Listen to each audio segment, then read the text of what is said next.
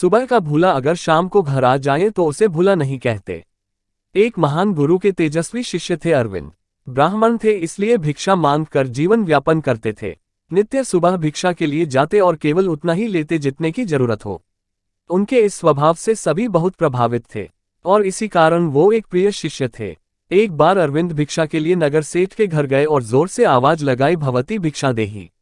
यह सुन एक सुंदर कन्या बाहर आई जिसने अरविंद को भिक्षा दी। उसकी सुंदरता देख अरविंद चकित रह गया। उसकी नजर कन्या से हट ही नहीं रही थी। अपने आश्रम में जाकर भी अरविंद को हर समय कन्या की वो मोहिनी छवि दिखाई दे रही थी। उनका मन दीक्षा से ज्यादा भिक्षा में लग गया और वे नित्य प्रतिदिन नगर सेठ के घर भिक्षा लेने जाने लगे। अरविंद भी एक सुडौल शरीर के तेजस्वी थे। कन्या के मन को भी अरविंद भाने लगा। एक दिन कन्या सब छोड़ अरविंद के साथ चली गई। दोनों प्रेम के मोह में जीने लगे। अरविंद के पास जो भी था वो सब खत्म हो गया। उनके इस व्यवहार के कारण उनकी छवि भी खराब हुई और सभी अरविंद से दूर हो गए, जिसका आभास तक अरविंद को न था। वो बस मोहिनी के प्रेम में पड़े हुए थे। जीवन यापन मुश्किल हो गया।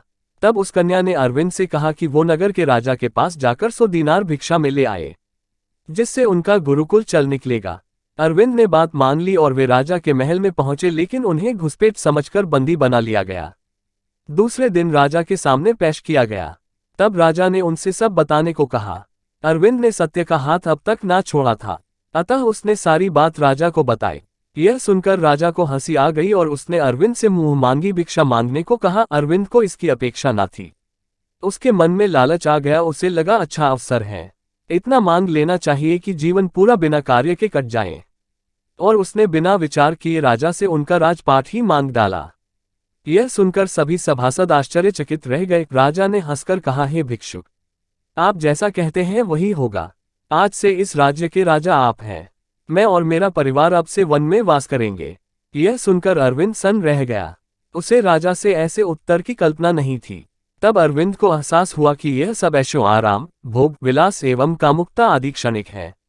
मनुष्य की महानता उसके कर्म में है। इस घटना से अरविंद को अपने ज्ञान का पुनः आभास हुआ और उसने राजा से हाथ जोड़कर क्षमा मांगी और उनका राज्यपाट लौटा दिया और स्वयं वापस जाकर अपनी मेहनत से जीवन यापन करने लगा और उसे पुनः सबका प्रेम मिला। इस पर ही कहा गया कि सुबह का भूला अगर शाम को घर आ जाए तो उसे भूला नहीं कहते।